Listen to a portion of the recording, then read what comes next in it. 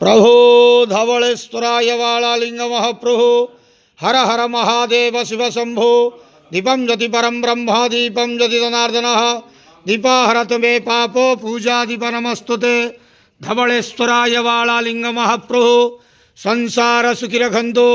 आज शुभ शनिवार रे समस्त श्रद्धालु भक्त मान को आशीर्वाद करंतु, मनस्कामना पूर्ण करंतु, कर्म क्षेत्र उन्नति करंतु, ग्रह रिष्ट खंडन करंतु, जगतर मंगल करंतु, विश्वर कल्याण करंतु, आपणकर नाम विख्यात करंतु, सेवकर डाक श्रवण करंतु, समस्त गुआवसा भक्त मानकर मनस्कामना पूर्ण करंतु।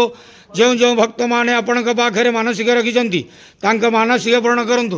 बाबा धवलेश्वराय वालालिंगाय नमो नमः। संसार सुखी रखंतु, आनंद के वार हरि बोलो।